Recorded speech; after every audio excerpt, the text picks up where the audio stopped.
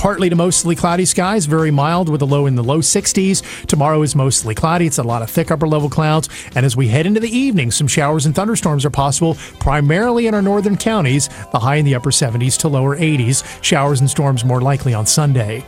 I'm Mike Mays in the Weather Center. 62 degrees currently. Beautiful day in the neighborhood. It's going to be warming up nicely all the way up to 86 for the daytime high, dropping back to about 63, about where we are right now for the overnight low. Tomorrow's Mayfest in Rutherford. It's going to be a perfect day for that. Highs around 82 tomorrow. Showers probably starting late afternoon into early Sunday. Got a few showers coming for Sunday and Monday. Then by midweek next week, the sun's back shining again. Right now, again, 62 degrees. It's 8:33. This is WCAB Rutherfordton. Welcome to the Word of Faith Responds. This series of programs will address the issues concerning the negative news reports. This program is paid for by Word of Faith, and the views expressed on this program are not necessarily the views of the management and staff of WCAB. Now here is Word of Faith Responds. Good morning. It's good to be here with you in Rutherford County. Beautiful day, the sun shining, and we've been so blessed to come to you week after week and bring you testimonies, truth about the church. So many questions have come up about how do we live, what goes on in our lives, and the past weeks, members of our church have come to tell you about their life. Today we have Sue and Bernie Hinojos. I told Sue last night, I said, every time I think of you and Bernie, I think of redemption and lives that were redeemed by the power of the cross and the power of the preaching of the gospel. And that's the message that's always come loud and clear in our church, from our pulpit, from our pastors, Sam and Jane, and other ministers in our church. You're going to hear a testimony today by Sue. She's going to tell you what happened miraculously in her life. And next week, you'll be in for a part 2, and Bernie will come back and share on the program his life and the miracle working power of God that took place in his life. Both of them will tell you about devastating circumstances, mountains that seem to be so big, and God moved them in their life. And this is what we learn from the Bible at our church. They have strong testimonies and strong truth that came into their hearts, and it changed their lives. So I know you'll be blessed by listening to Sue this morning. Go ahead, Sue. Good morning, everybody. Good morning, Jim. It's really a pleasure, an honor, and a privilege to be able to share with everybody this morning. And I just wanted people to understand how thankful I am to be able to share my testimony. For me to even be alive is a miracle. And as we began to prepare for today, and I look back over the last 66 years, I learned some things again myself, just reminiscing about what God's done in my life, and I see so many keys. And that's one of the things I wanted people to get from my testimony today, is that, you know, as we go through life, there are landmarks. There are places in our life where we make decisions, and we make vows to ourselves. We do things, and it changes the course of our whole life. It changes our direction. And one of the things that we're taught at Word of Faith, one of the things that Jane has instilled in us, is that God has a plan and the devil has a plan. And I can tell you it's a whole lot better to be in the plan of God and to be in the will of God. And that really is the crux of my testimony, is a person who lived their life apart from God, out of the will of God, and what it did to me, and just the devastation that came into my life because of the decisions that I made. And so my life was really good in my early childhood. I grew up on a farm. It was in a rural community. We were very close. My family was close. Our community was very together, family-oriented. It was revolved around our church, so we went to church every Sunday morning. My parents were very God-fearing people, and they instilled into us truths about doing the right thing. And so that was the nature of my life when I was younger. And when I turned about 8 years old, I think I was around 8, I remember there were places in my heart where I really experienced the presence of God. And I really knew God was real. And so when I was around 8 years old, I really had a burning desire in my heart to be baptized. I wanted to be water baptized. God had been speaking to me about Jesus and about the crucifixion, and all of that became alive on the inside of me. And I know that was a genuine, heartfelt thing in my heart. I did get water baptized. And then a few years later, as I began to get older and I got more involved in the things at the church, I began to see things in the leadership in the church, and I began to see things that were going on that weren't right. I mean, it was hypocritical. And there was one particular situation that involved my mom, and she was a very dedicated woman when it came to taking responsibility for church events and for things of that nature. And it really hurt me, some of the things that happened to my mom. And I remember at that point, rather than going to God, I began to get bitter in my heart, and I began to be resentful. And that's not a good thing. It's like a cancer that begins to eat at your life. And I changed after that. And then when I began to get into high school, we had a very tragic change in our family life. My dad was a very kind, gentle person. He was well liked in the community. He was a county commissioner, and just a really all-around nice person. But we had something happened in our family that was a big surprise. Alcohol was never allowed in our home. I never saw it. But when I went into high school, I noticed a change in my dad. And we found out that he'd been drinking. He was an alcoholic. He was what I guess you call a functioning alcoholic. And it became so critical that his health was in disarray. We almost lost the farm. My mom had to take over everything. It was just a really, really bad situation. And with everything that was going on in my heart as far as my relationship with God, I really got worse spiritually. I became cynical. I became bitter. I became rebellious. I wanted to get away from home. I was just not a good person anymore. I lost my convictions that I had when I was younger. So this went on through high school, and then my mom actually, though, I do want to say this about my mom and dad. My mom was a very strong person in a lot of ways, and I know a lot of it came from her faith. All of it probably came from her faith. And she stood by my dad. I really remember seasons where I asked my mom to leave him because alcohol is bad. I mean, he switched from a kind, gentle person to somebody I didn't know. He became angry, violent. It was just a very unusual situation for me. But my mom would not leave because she said to me, I'll never forget, this is one of those moments you remember. She said, he needs me now more than he ever has. And with my mom, it was never about her, it was about others. That's one thing that she taught us. So she did stick it out. She got him hospitalized, and the last 3 years of his life, he was sober. So that was good. That was a blessing. But in the meantime, I did finish high school. I went into 2 years of college. Really wasn't sure what I wanted to do, but I met someone, and I decided I wanted to get married. It was a decision I made. I knew in my heart. All of this time, you got to understand, because of the places that God had dealt with me at a young age, these years of rebellion, I was aware deep in my heart that I was resisting God. And that was bad. I mean, that's not a good situation to be in. You don't resist God. And when you say God has a plan and the devil has a plan, when I think back on all this, it's so clear. The choices we make, the vows we take, the thoughts that we lock into can change the whole destiny of your life. Mm-hmm. And these were the years that I began to make decisions. So I decided I wanted to get married. I left home and took a job 2 hours from my home.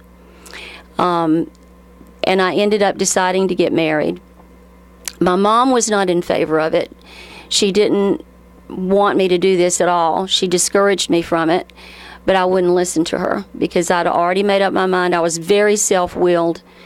I really had my plans made out. I was going to do what I wanted to do, and that was it. The wedding was a fairly nice wedding. My mom paid money to have a nice wedding, and the night before, my mom came in my room, and I know that she knew that in my heart I was not myself. I was not content. And she said, if you want to call this wedding off, we'll call it off. She said, you don't have to get married tomorrow. And I said, Mom, I can't do that. And I remember crying myself to sleep that night, warring in my heart, just don't do it. You know, it was a war. And I locked my will into what I wanted to do, and I got married the next day. Got in the back seat of the car. My dad was in the front seat to go to the church, and I'll never forget this prayer. It was one of those landmarks in my life that I'll never forget. And I said, God, I know that this is probably not what you want for my life, but I'm going to ask you to bless it anyway. That's just how defiant I was. So we got married. We lived in a area 2 hours from my home still. The first couple of years were okay, but after that, things really took a turn for the worse. My ex-husband was using drugs. He was drinking alcohol, which I had been around some in my college years and that type of thing, but as far as making a home environment, that was not what I wanted. And he brought it into the house, and it was devastating. But really the worst part of the whole thing was he began to see other women. And because of my traditions that I grew up in, and it wasn't ever really said, but it was kind of understood, you just don't get a divorce. That's just not something you can do. And so I felt trapped. I didn't feel like there was anything I could do to get out of my situation. And I felt like a failure. I just felt like a total, utter failure, which I was because I wasn't serving God. So this went on. We separated over the course of 10 years. I think we had 3 separations. But it was during the 3rd separation that things really began to change for the better. And I couldn't have seen that then because I was in a whirlwind of disarray. I was in just so much confusion. So during that 3rd separation, God had started getting to my heart. And I began to feel things again about wanting to find my place in God. And I started listening to a radio station that had preaching and you know, then Christian music. I started listening to the preaching a lot, and it started drawing me. And I remember one particular weekend, and I started trying to find a church. I went to several, and I was going back to my mom's every weekend to be with her, to go to church. I worked during the week, and that was my pattern during this last time that we were separated. And I remember one particular day I got in the car. It was a beautiful day, just like today. The clouds were out. And it was my habit then to listen to preaching. So I turned on that special radio program. And I cannot tell you who was preaching. I don't remember. I don't know who he was, and I don't even remember everything he said. But the conviction of God gripped my soul to the core. And all I could feel was, I need to repent. I started weeping uncontrollably. I had to pull the car over on the side of the road. I was weeping so much. And I just started wailing out to God, Jesus, help me. Forgive me, Jesus. My life totally changed again after that. And I got home. I told my mom, I said, Mom, something happened today. I don't know how to explain it. I don't know what happened. The sky's bluer. The grass is greener. Everything looks so much better. And my life was in shreds. I mean, you know, my life was a total disaster. But God got to my heart that day. And, you know, everything didn't change overnight, but that was the beginning. So during the course of that separation, that happened to me. I found a church. A friend of mine at work began to talk to me about the things of God. And I did get involved in a good Assembly of God church there where we lived. And then my ex-husband did reach out to me again. He wanted to try to work things out. So I told him, my life has changed. and I'm not going to live the way I used to live. There's going to be no drinking. There's going to be no alcohol in the house. And he agreed. He even went to counseling with my mom's pastor, and we tried to get in counseling and work things out that way. So he moved back in the house, or I moved back in his house, and one Sunday morning, he decided to go to church. And that Sunday morning, something happened to him. And when they had an altar call, they asked for people to come down that wanted prayer. And he went forward. And he actually did have a life change that day. He did not drink alcohol or use drugs after that day. And he made a profession that he was going to serve God. And so things did change for the better. He stopped for a long time. So after a year or so of us going to church together and trying to repair things, we started feeling a desire to go to Bible school. We were very involved in our church, and our spiritual leaders at that time encouraged us to go into the ministry. They felt like there was a call of God on our life, and so we began to pray about that and seek out where we wanted to go to Bible school. Of course, there were several that we had thought about. And during that time, also, another major event happened with my health.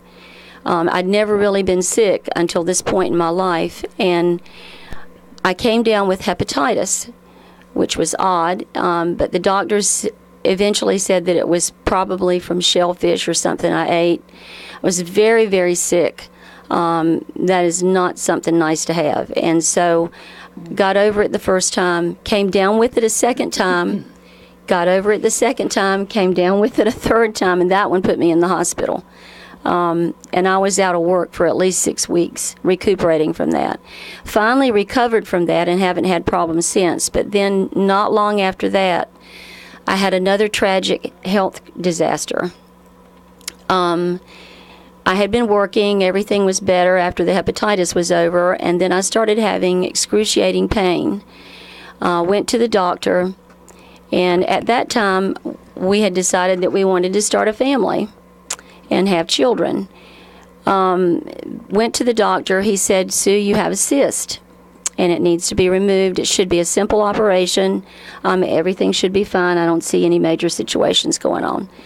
So we actually postponed the surgery for a couple of weeks because there were some things that we wanted to do, and had the surgery in September. I remember going in, not thinking too much about anything, and when I started waking up, I was aware there were a lot of people in my room. And I looked up, and the doctor was standing there, and he was such a kind Christian doctor. He was a very kind man. And I remember looking around, and my mom was there, and my very favorite aunt and uncle were there. They lived 2 hours away, and I thought, something's weird. I looked up at the doctor, and he was crying. And he reached his hand down and put it on my arm, and he said, "Sue," he said, "we took the cyst out, but in the process, we also had to do a complete hysterectomy." He said it was malignant. And he said it was a fast-growing cancer. We could not get it all. You probably have 6 months if you don't take treatment to live. We're going to send you to a special hospital and get you some radiation and some chemotherapy. And with that, we might be able to keep you alive for 2 years. And that was what happened. I was totally numb. I didn't know what to think. I'm 20-some years old. That is pretty devastating news. But at the same time, I knew God was with me. I didn't know what was going to happen, but it's like there was a grace on my life at that point that enabled me to walk this through without falling apart.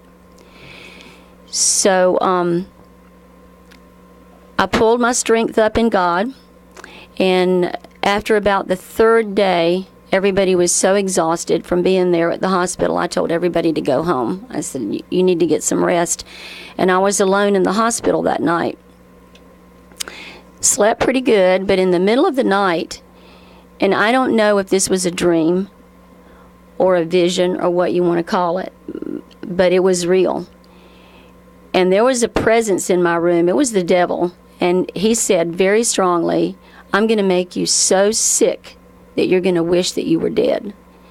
And before I had time to really think about what he said, Jesus came between me and the devil, and he said, no, you're not. You're finished. And that was it. So that was a major landmark in my life. There was a trust, there was a grace, there was a peace that came into me that I cannot describe. And so I remember in times past you've told me that you were so aware of fighting for your life. Oh, yeah. You knew that this was a life or death situation. Yes. Not just the cancer, but your heart. My heart was the main issue. That was the main issue. So I don't know when God did it. I don't know how he did it. But several weeks later, I was released from the hospital there, was sent to the hospital in Chapel Hill to undergo therapy, and they couldn't find the cancer. They tested me for 3 days so that they could figure out how they wanted to start the treatments, and they were a little perplexed because what was supposed to be there wasn't there. So I went home after 3 days there in Chapel Hill with the understanding I was to go back. I never went back. I went to the doctor for every month for 12 months, for a year, and the cancer never came back. And I never took chemo, and I never took radiation. It was a total, absolute miracle of God. And that doctor, to this day, when he sees me, he says, you are my miracle patient. I mean, the doctors were astounded. 12 months after, they wanted to do another surgery because they wanted to do what they called a second look operation. They couldn't understand what happened. They said, it's got to be there. So we're going to do a radium implant. We've got to explore this further. And I refused the surgery. I said, I'm not sick, so I don't want to have the surgery. I said, I really think you're great doctors, but this is something that God did. And so I've never had any problems with it since. And I remember the Christian doctor that did the surgery in the beginning, he always told me, he said, Sue, you follow the conviction of your heart. He said, if God's telling you not to have the surgery, don't have it. So I didn't. So that was a major turning point. So then, let's see. You came to the pastor in the church. Oh, yeah. So there's so much to try to get in 30 minutes. This is overwhelming. So anyway, we started feeling the call of God on our life was very, very strong, and we both knew that we needed to go to Bible school. So we started seeking again, trying to find a place that we could be trained. I just always had this heart's desire. I want somebody to train me. I want an Elijah in my life. I want somebody to train me. And couldn't really get a peace about any of the Bible schools that we checked on. It didn't seem like the right thing for us. So this went on for a while. At the church that we were involved in, there were some problems, as often is in a church environment. And so we left that church and went to another one where a pastor there began to take us under his wing.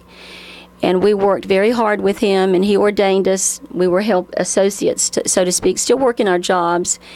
And then about a year later, he was removed from the church or left the church for mishandling church funds. Well, we were left with no pastor. We were young. You got to understand, we were very young. And so they were looking for another pastor, and nothing really worked out. And they eventually came to us, which I knew this was coming. God had already prepared me. And they eventually came to us and said, we feel like you're supposed to be pastor in the church. So we did. We stepped into that place, still with the thinking that we were going to go to Bible school and get some further training. So all of this was great for a while, but then tragedy once again struck. And my ex-husband began to have an affair with a young lady in the church, which was pretty devastating, you can imagine. Here we are in this position. No one to confide in, no one to speak to except my mom. And then there were some friends that we had made within the ministers in our community. And there was one particular Presbyterian minister who was very, very precious, and he was aware that we had some issues and reached out to my ex-husband.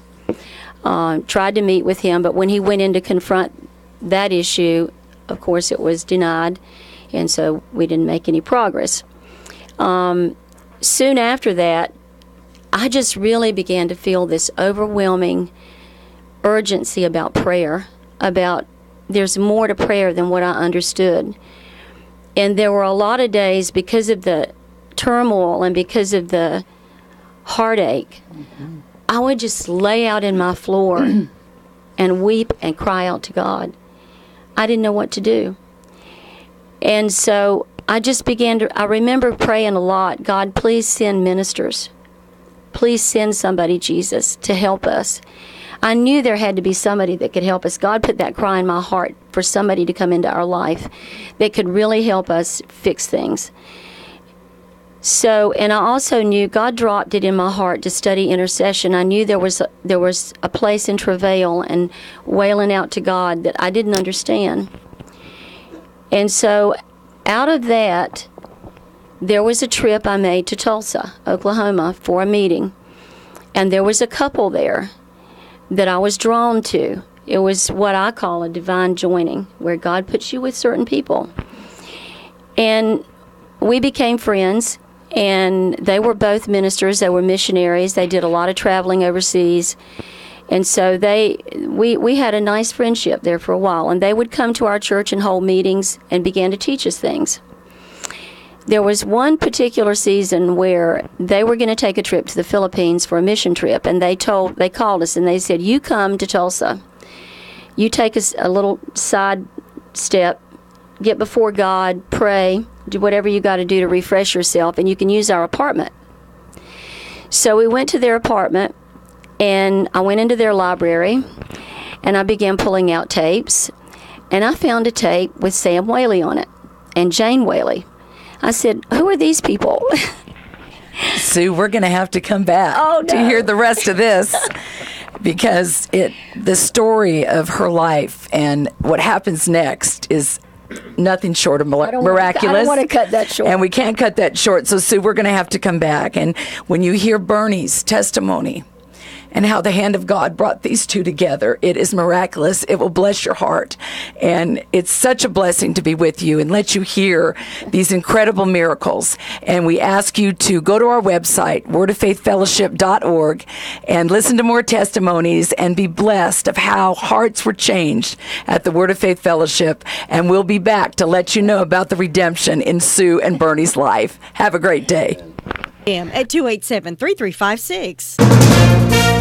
From ABC News, I'm Sherry Preston. The unemployment rate hitting a 17-year low. Numbers just released from the Labor Department. Employers adding 164,000 jobs in April, lower than what economists predicted due to recent stock market uncertainty and trade talks. The Labor Department says manufacturing was up 24,000 and construction hires also